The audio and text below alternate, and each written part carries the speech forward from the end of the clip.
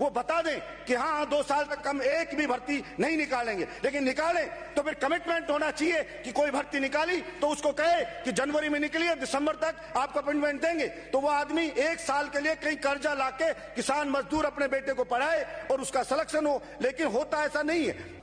अध्यक्ष महोदय, भर्तियां निकाली जाती है सरकारों के द्वारा, चाहे कोई भी सरकार रही हूं, भर्ती निकलती है और भर्ती निकलने के बाद पहली बात तो यह होता है कि निकलेगी भर्ती, जैसे कोई भर्ती अभी निकली हुई 18 में और अभी तक उनका रिजल्ट ही नहीं आया।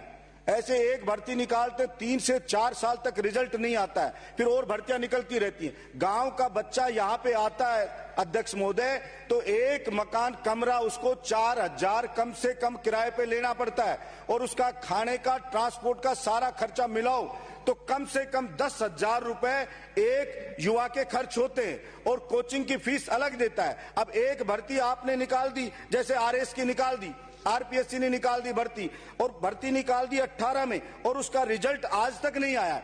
अब वो विद्यार्थी पहले आरएस की तैयारी करके एग्जाम दे देता है, फिर दूसरी भर्ती निकलती है, फिर दूसरी कोचिंग करता है, फिर उसकी तैयारी में लगा रहता है, फिर तीसरी निकलती है उसमें लगा रहता है, फिर चौथी निकलती है उसमें लगा रहता है। तो हर साल जो आदमी इतनी महंगी महंगी कोचिंग में फीस देता है, 10,000 रुपए महीने के देता है, वो गरीब किसान का बेटा किस तरह से पढ़े?